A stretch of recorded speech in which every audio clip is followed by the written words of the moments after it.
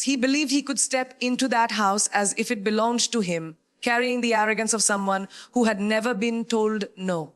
The mountain air was cold that night, but his attitude burned hotter than any fire in the hearth. The way he moved, the way he spoke, every gesture reeked of entitlement. He didn't ask for permission, didn't show gratitude, and didn't once consider that the walls surrounding him carried memories, emotions, and respect he hadn't earned.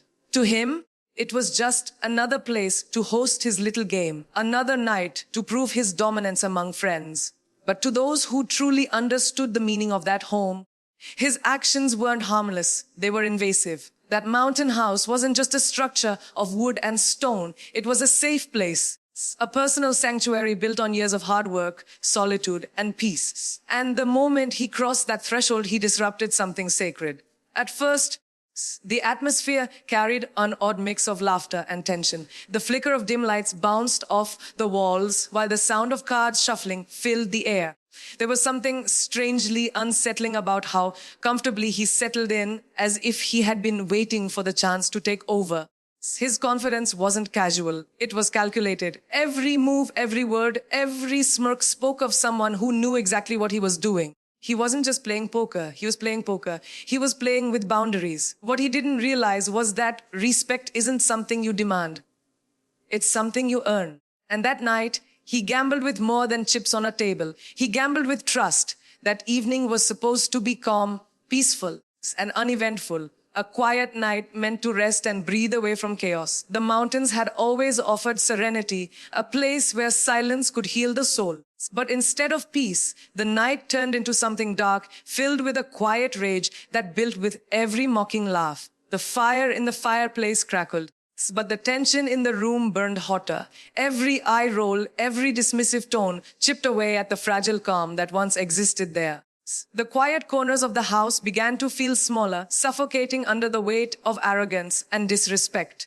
There's something haunting about seeing a place once filled with warmth and safety turn cold in an instant. The way voices echoed differently that night, the laughter didn't sound joyful anymore, it sounded cruel. The calm outside, the rustling trees, the distant call of the wind stood in sharp contrast to the chaos brewing inside. It was supposed to be a night to unwind, to enjoy a moment of stillness, but instead it became a battlefield. A place that had once been peaceful was now tainted with betrayal and resentment. That night at the mountain house marked the moment the line was crossed, and nothing would ever feel the same again. The sound of laughter echoed through the room, each burst scraping against nerves already stretched thin. Watching him sit there, smiling with that easy arrogance, made something tighten deep inside. He acted as if every inch of the room belonged to him, tossing jokes across the table like he owned the air itself. The clink of poker chips and the low murmur of his friends filled the night. But all that could be heard beneath it, it was the pulse of anger building stronger with every smug word. He leaned back in his chair, legs spread wide, the picture of comfort and control. It wasn't just confidence, it was mockery disguised as charm. Every movement, every careless laugh, was a reminder that boundaries were being trampled. The way he talked down to others, the way he dismissed small protests with a grin, it was infuriating. The firelight danced across his face, highlighting the pride of a man who thought he could get away with anything. The room felt heavier with each passing minute, filled not just with smoke and noise, but with tension so thick it could be cut in half. The mountain air outside was cool and calm, but inside it was suffocating. There was no mistaking the shift that had taken place. The night wasn't about a game anymore. It had turned into a silent display of dominance, a subtle reminder that some people take pleasure in pushing others past their limits. Watching him laugh so freely, so carelessly, made the entire place feel small, almost foreign. It was like he had taken something sacred and turned it into his stage. The cards on the table weren't just part of a game anymore. They were symbols of disrespect, pieces in a performance meant to humiliate and control. What hurt even more was the quiet complicity from the person who should have spoken up.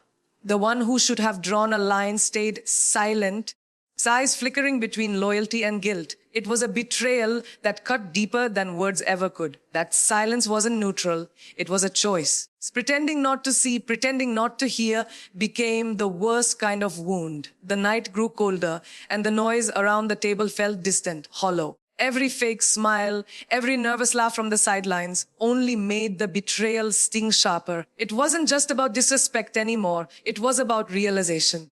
The person who was supposed to protect the peace of that home, who was supposed to understand the meaning of boundaries, had chosen to look the other way. The fire crackled softly, trying to fill the gaps in the silence that followed each laugh, but it couldn't drown out the ache that lingered. The room that once felt warm now felt foreign, as if the air itself had turned against the walls that held it together. Betrayal doesn't always come in loud words or dramatic scenes. Sometimes it comes in quiet moments when the people you love the most decide that your feelings don't matter as much as keeping the peace. That night, watching the one who should have stood up stay silent changed everything. Whispers carried through the house like shadows, soft enough to seem harmless but sharp enough to cut deep. They thought their words were safe, that the walls wouldn't listen, but walls remember. Behind the laughter and the clinking of poker chips, there were fragments of sentences, murmurs that carried judgment and deceit. Every sound became heavier, each echo more painful than the last. The mountain wind outside pressed against the windows as if trying to warn that something sacred was being broken inside.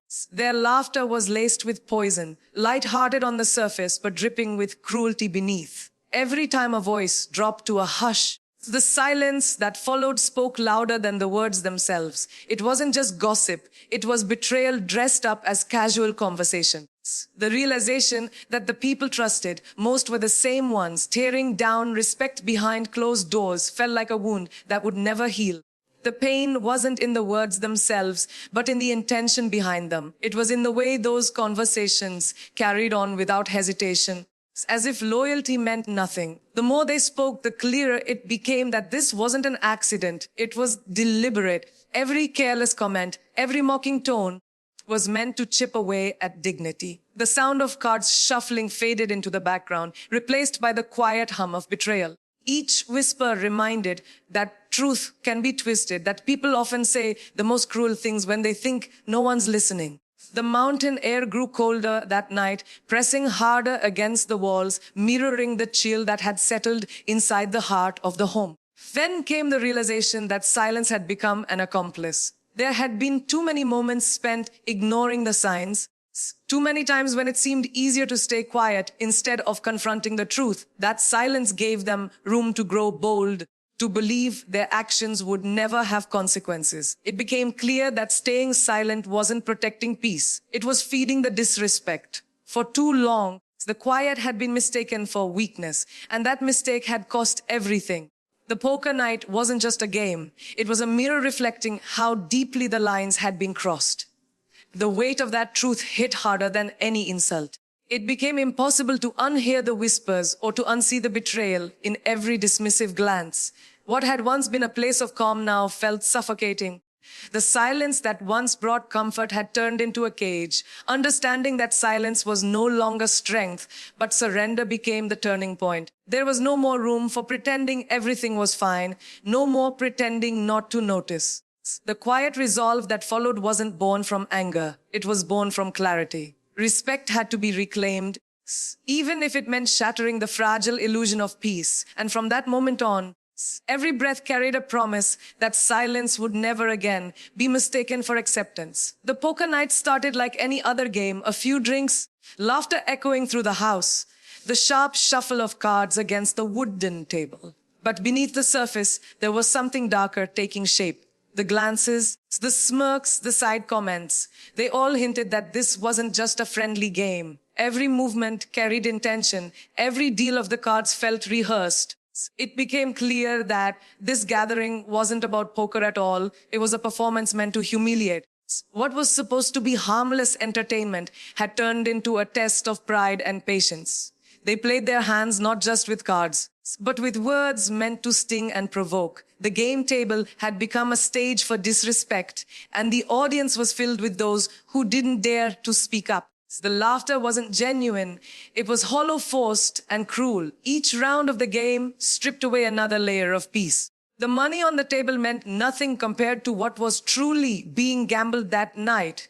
It wasn't about who would win or lose in cards. It was about who held control, who could twist the knife deeper without drawing attention. The more the game went on, the more it became clear that boundaries were being played with, not chips. There was a thrill in their voices, a confidence that came from believing they could get away with anything. But the real loss wasn't written in numbers or dollar bills. It was written in the betrayal that filled the room like smoke. As the night went on, the room seemed smaller, the air thicker. Every word exchanged around the table had a hidden meaning. Every smile carried mockery disguised as charm. It was no longer just a game. It was war disguised as leisure. The clinking of glasses, the sound of laughter, the flickering of firelight, everything that should have felt warm now felt cruel. The way they toyed with trust, as if it was nothing more than a chip to bet and lose, showed how far things had gone. The poker night became a symbol of every unspoken betrayal, every quiet moment of disrespect that had built up over time. In that moment, the realization struck hard. They weren't gambling with money. They were gambling with dignity, peace, and trust. Every card thrown down was like a challenge, a test to see how far they could push before something snapped. The night wasn't about cards anymore. It was about dominance, pride, and cruelty disguised as fun. The ones laughing the loudest were the ones who knew the game wasn't fair, who found pleasure in crossing lines and pretending it was all harmless. The quiet between each hand grew heavier, the tension more suffocating, until it became impossible to ignore the truth. The poker night had become the perfect setting for betrayal to reveal itself, hidden behind smiles, concealed in laughter, and dealt with every card that hit the table.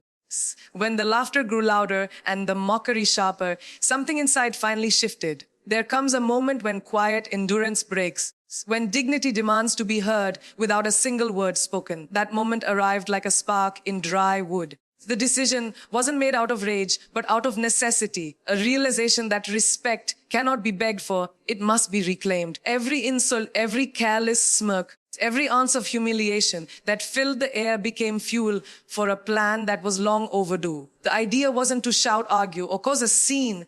It was to act in a way that reminded everyone exactly whose house they were standing in. Calm, calculated, and deliberate. Power doesn't always come from anger. Sometimes it comes from silence used with precision. The plan wasn't complicated, but it carried a quiet force that would make an unforgettable mark.